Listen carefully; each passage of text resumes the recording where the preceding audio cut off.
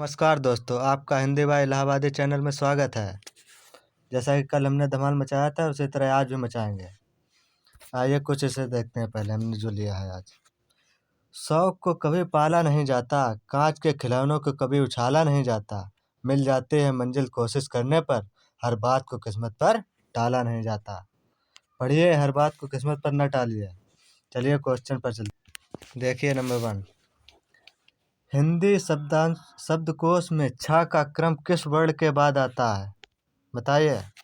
का, छ, त्र, ज्ञ किसके बाद आता है? बोलिए। हिंदी का किसके बाद आता है? का के बाद। ये देखिए कैसे बना है अच्छा। ये बनता है आधा का प्लस सा से, ठीक। हो गया आधा जा प्लस वा से। और त्रा देख लीजिए, आधा ता प्लस रा से, त्रा। छा आधा छा प्लस आ से, ठीक। आइए क्वेश्चन नंबर दूसरा देखते हैं।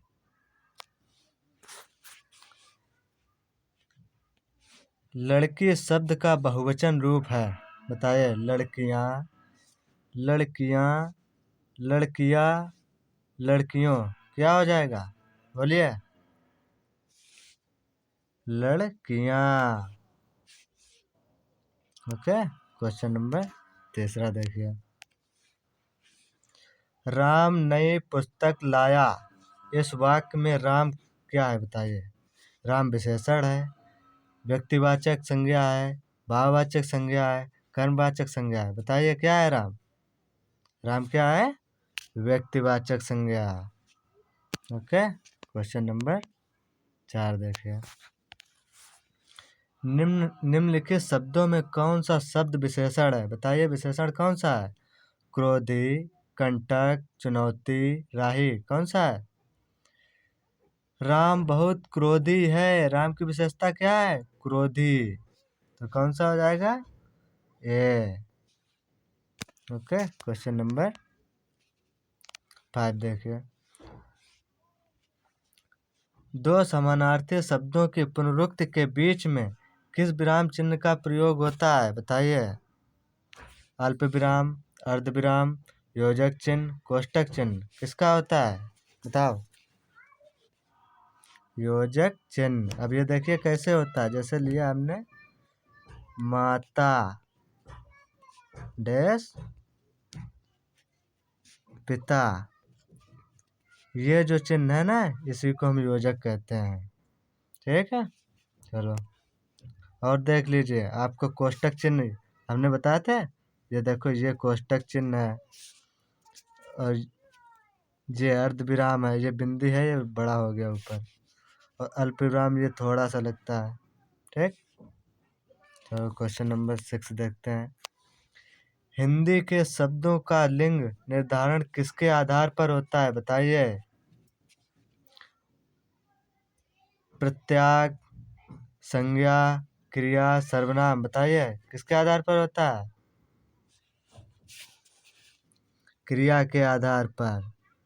जैसे कि हमने ले लिया मैं जा रहा हूँ, मैं जा रहा हूँ, ठीक। और जैसे और ले लिया एक दूसरा, मैं जा रही हूँ, मैं जा रही हूँ, ठीक। ये देखिए, मैं जा रहा हूँ, इस पर किस पे पड़ रहा है? लिंग के आधार पर पड़ रहा है। मैं जा रहा हूँ, मैं जा रही हूँ, तो क्या होगा? क्रिया के आधार पर ये है, ठीक। चलो देखते हैं क्वेश्चन नंबर 7। वह आदमी जो कल आपके घर आया था बहुत बड़ा ठग है, उक्त वाक्य में कितने विशेषण हैं बताइए। 3, 2, 4, 5। कितने विशेषण हैं? 3। अब आपको बताते हैं कौन कौन से। वह सार्वनामिक विशेषण, आपके सार्वनामिक विशेषण, बहुत बड़ा ठग गुणवाचक विशेषण। ठीक, चलो क्वेश्चन नंबर 8 देखते हैं। हिंदी वर्णमाला में ऊष्म व्यंजन कौन से हैं बताइए। सा हा, ता था दा धा, टा ठा डा ढा, चा छा जा झा। बताइए कौन से हो जाएंगे। सा हा। अब ये भी देख लीजिए आप, ता वर्ग वाले कौन से हैं बोलिए। दंतव्य, दंतव्य। ठीक, और चा वर्ग वाले तालव्य, तालव्य।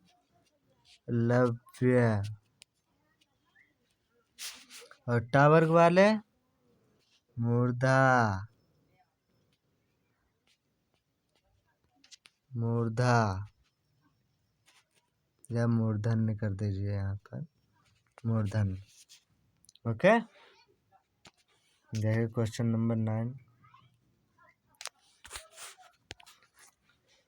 शत्रु के लिए सही पर्यायवाची वाले शब्दों की पंक्ति को चुनिए। बताइए कौन सा होगा। रिपु आरी दुश्मन, रिपु अरी दुश्मन, रिपु आरी दुश्मन, रिपुर अरी दुश्मन। बताइए कौन सा हो जाएगा। रिपु अरी दुश्मन। ओके, क्वेश्चन नंबर 10 देखते हैं। जो किसी, एक मिनट पूरा नहीं दिख रहा है। जो किसी के उपकार को याद रखता हो उसे क्या कहते हैं बताइए। क्या कहेंगे। कृतज्ञ, कृतज्ञ, कृतज्ञ, अल्पज्ञ। बताइए क्या हो जाएगा। कृतज्ञ। ठीक, और कृतज्ञ जो किसी के उपकार को ना मानता हो। अल्पज्ञ जो बहुत कम जानता हो। ओके, क्वेश्चन नंबर 11 देखिए। ग्रीस के लिए सही संधि विच्छेद चुनिए। बताइए ग्रीस का। गिरी प्लस इस, गिरी प्लस इस, गिरी प्लस इस, गिरी प्लस इस। बताइए कौन सा हो जाएगा। क्वेश्चन नंबर बी, गिरी प्लस इस। क्वेश्चन नंबर 12 देखिए। वाक्य में प्रयुक्त होने वाले अव्ययों किंतु, परंतु, पर, लेकिन, मगर आदि के लिए पहले लगने वाला चिन्ह है। बताइए कौन सा है। ये चिन्ह कौन सा लग रहा है आप बताइए। ये चिन्ह कौन सा है बोलिए। अल्प विराम। पूर्ण विराम का ये होता है, और अर्ध विराम का ये है ऊपर ये बिंदी, इस पर ये बिंदी वाला। और उपविराम ये बिंदी ऐसी होती हैं, यहाँ पर बिंदी है, लंबा हो रहा है हमसे। ठीक, ये बिंदी होते हैं। ओके, क्वेश्चन नंबर 13 देखिए। एक मिनट, आप देखिए। बिन बितान रवि शशि दिया, फल बक सलील प्रभा, अवनी सेज पंखा पवन, अवना कछ प्रभा। बताइए कौन सा हो जाएगा। रौद्र रस, अद्भुत रस, शांत रस, भक्ति रस। अवना कछ प्रभा, यानी कि हम शांत हैं, कोई प्रभा नहीं है मुझे किसी बात की। तो कौन सा हो जाएगा। शांत रस। क्वेश्चन नंबर 14 देखिए।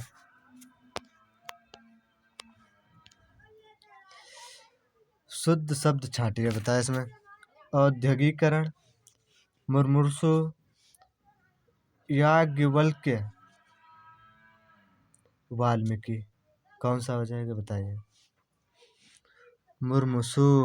औद्योगिकरण कैसे लिखा जाता है। इसमें यहाँ पर क्या कर देंगे, ये एक बिंदी, ये एक मात्रा कम थी। औद्योगिकरण ऐसे होता है। और याज्ञवल्क्य, ये याज्ञवल्क्य नहीं होता, ये क्या होता बताए? याज्ञवल्क्य ऐसे लिखा जाता है, याज्ञवल्क्य।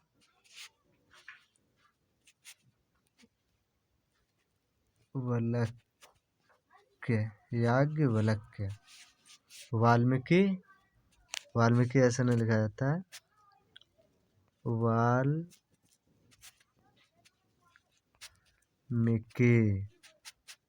ऐसे लिखा जाता है, वाल्मीकि। ठीक, चलिए क्वेश्चन नंबर 15 देखिए। व्यक्ति, वस्तु या स्थान के नाम को क्या कहते हैं? सर्वनाम, विशेषण, क्रिया। क्या कहेंगे? व्यक्ति, वस्तु या स्थान के नाम को क्या कहते हैं? संज्ञा। चलो, आज पैराग्राफ हमने बीच में रख दिया, कुछ लोग पहले भाग जाते हैं, इसलिए अब देखें। मनुष्य क्रियाशील प्राणी है, चुपचाप बैठना उसके लिए संभव नहीं है। इसी प्रवृत्ति के कारण समाज में समय समय पर काम, क्रोध, लोभ, मोह, घृणा, भय, उत्साह, शांति, दया, आशा, हर्ष आदि का प्रादुर्भाव होता है। साहित्यकार इन्हीं भावनाओं को मूर्त रूप देकर साहित्य का निर्माण करता है। मनुष्य के बिना समाज की, समाज के बिना मनुष्य की सत्ता संभव नहीं। समाज का केंद्र मानव है और साहित्य का केंद्र भी मानव ही है। साहित्य और समाज का प्राण और शरीर की भांति गहन रिश्ता है। साहित्य का जन्म समाज के बिना संभव नहीं है और अच्छे समाज का जन्म साहित्य के बिना संभव नहीं है। समाज को साहित्य से नवजीवन प्राप्त होता है और साहित्य समाज से गौरववंती रहता है। प्रत्येक साहित्य अपने युग से प्रभावित होता है। साहित्य किसी भी समाज या राष्ट्र की नींव है। यदि नींव दृढ़ होगी तो भवन भी सुदृढ़ होगा। साहित्य अजर अमर है, वह कभी नहीं नष्ट होता है। चलिए क्वेश्चन की तरफ चलते हैं।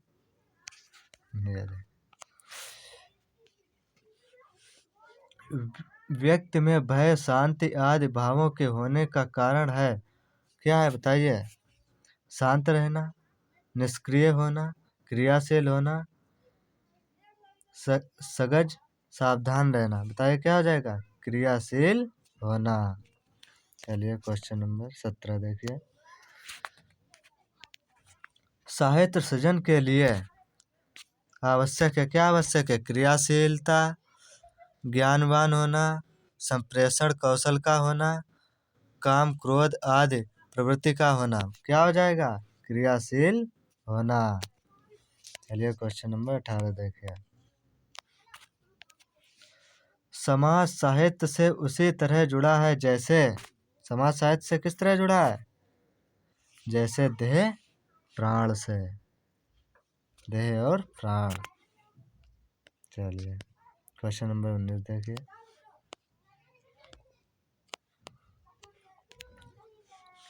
साहित्य अजर अमर है, वाक्य में आए अजर शब्द का क्या अर्थ है बताइए? जिसे जंग ना लगे, जिसे मृत्यु का भय ना हो, जो कभी बूढ़ा ना हो, जो जर्जर हो गया हो। बताइए क्या हो जाएगा? जो कभी बूढ़ा ना हो। चलिए क्वेश्चन नंबर 19 देखिए। 20 सॉरी। साहित्य से नवजीवन प्राप्त होता है, वाक्य के रेखांकित शब्द में कौन सा समास है? नवजीवन में कौन सा समास है बताइए? अव्यय भाव, तत्पुरुष, बहुव्रीहि, कर्मधारय। कौन सा हो जाएगा? कर्मधारय। जहाँ विशेषण और विशेष का जोड़ा होता है वहाँ कर्मधारय होता है। जैसे कि नव क्या है? विशेषण, विशेषण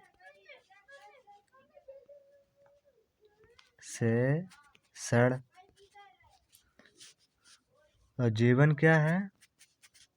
जीवन जीवन है विशेष से, विशेष। ठीक, समझ गए होंगे आप लोग। चलिए क्वेश्चन नंबर 21 देखिए। निम्नलिखित में से तत्सम की दृष्टि से शुद्ध है, बताइए। साटिका, रस्सी, रैन, सरसों। क्या है शुद्ध? तत्सम। साटिका, साटिका का तत्व क्या होता है? साड़ी। ठीक, चलिए। और रस्सी का? रज्जू। सरसों का? सरसप। ठीक, रैन का क्या हो जाएगा? रजनी,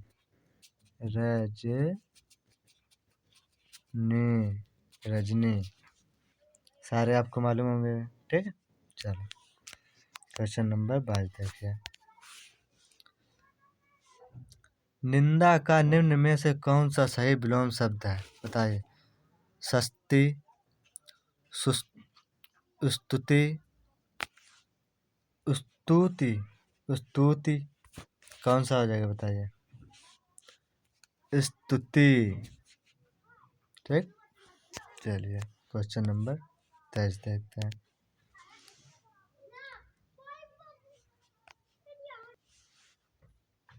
मत्स्य गयंत, सुमुखी, सुंदर आदि किसके वेद हैं, बताइए। छप्या, रोला, कुंडलिया, सवया किसके हैं? सवया। चलो क्वेश्चन नंबर 24 देखिए। ये तो सब लोग बताएंगे आज, क्योंकि हमने अभी एक दिन बताया था आप लोगों को। मुदित महिपति मंदिर आए, सेवक सचिव सुमंत बुलाए। बताइए इसमें कौन सा अलंकार है? उपमा अलंकार, प्रास अलंकार, यमक अलंकार, रूपक अलंकार। कौन सा हो जाएगा? मुदित महिपति मंदिर आए, माँ। सेवक सचिव सुमंत बुलाए, सा। एक ही वर्ड की जब आवृत्ति होती कौन सा होता है? अनुप्रास। चलो क्वेश्चन नंबर 25 देखते हैं। निम्न में विदेश शब्द कौन सा है? उष्ट, अमीर, प्रिय, भक्त। कौन सा हो जाएगा? अमीर। चलो क्वेश्चन नंबर 26 देखते हैं। सम उपसर्ग से बना शब्द निम्न में से कौन सा है? सम उपसर्ग किसमें लगा है, बताइए। सुगम, सुमन, संगम, सज्जन। सुगम में कौन सा हो जाएगा? सु। सुमन में सु। संगम में हो जाएगा कौन सा हमारा? सम।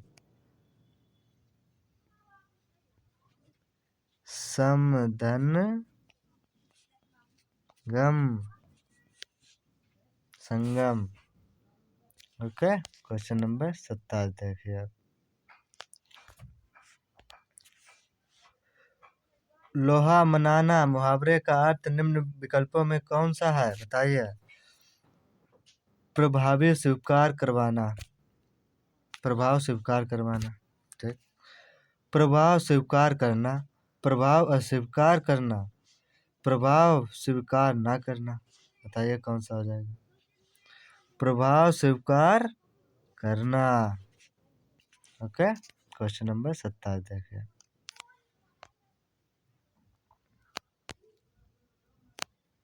चलो,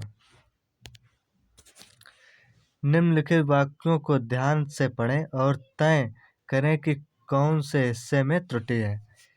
तेनालीराम ने कहीं सुना था कि एक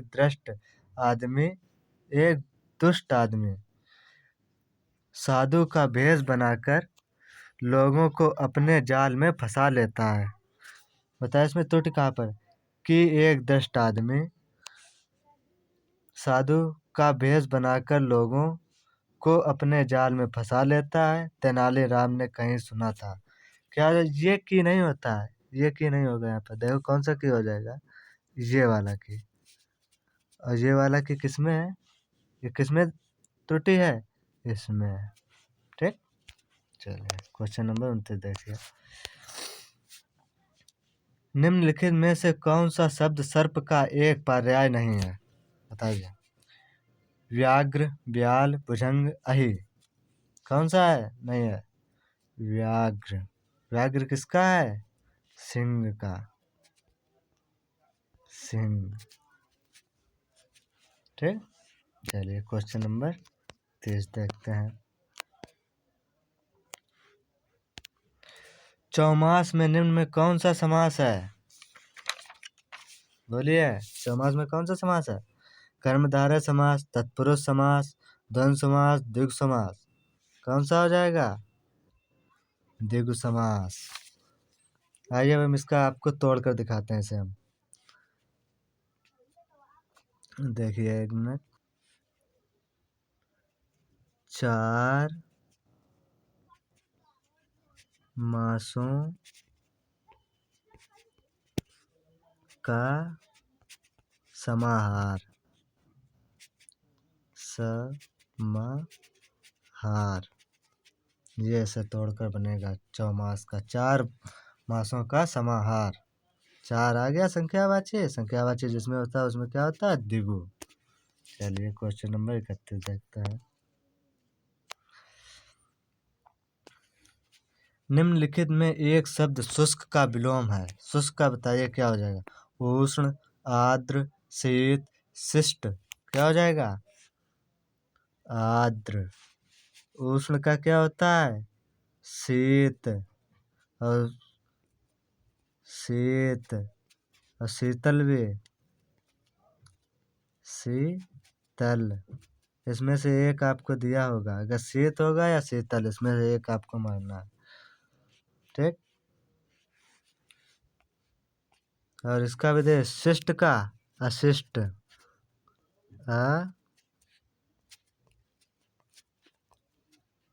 अशिष्ट, अशिष्ट। ठीक है, चलो क्वेश्चन नंबर 32 देखिए। इसमें आपको प्रत्यय बताना है। कड़वाहट शब्द में प्रत्यय है, कड़वाहट,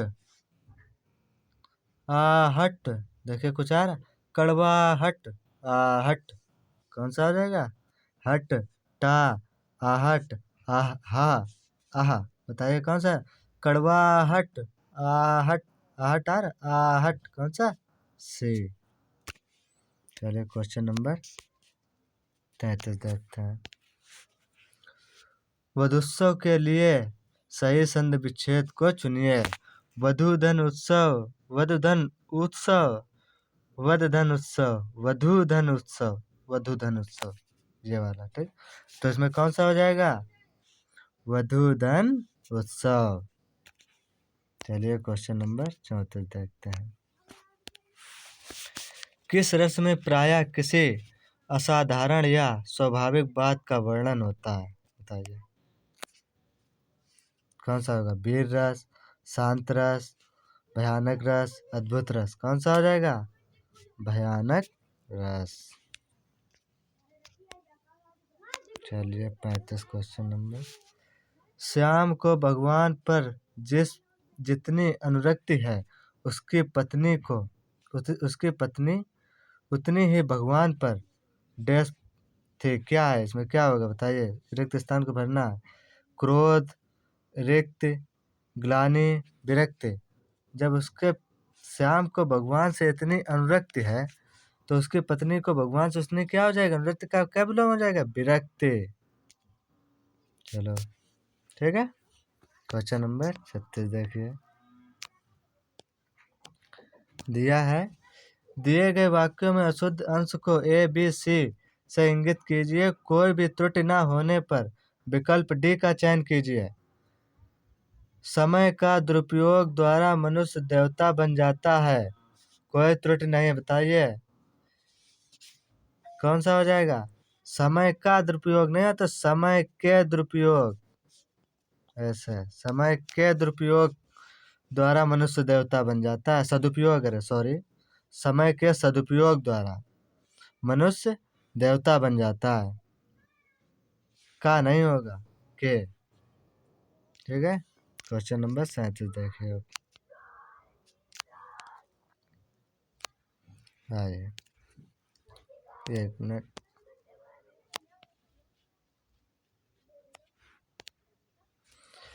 अब देखिए, आए थे हरिभजन को उगटन लगे कपास, लोकोक्ति का सही अर्थ। साधुओं की संगति छोड़ देना, वंचित कार्य को छोड़कर अन्य कार्य में लग जाना, भक्ति को छोड़कर व्यापार करने लगना, गृहस्थी के झंझटों में फंस जाना। बताइए कौन सा हो जाएगा? वंचित कार्य को छोड़कर अन्य कार्य में लग जाना। ठीक है, आपके जितने लोग लाइव हैं, जिसका जितना अच्छे हुए हैं उतने आप लिख कर हमें बताइए किसके कितने सही हुए हैं। ठीक है, चलिए।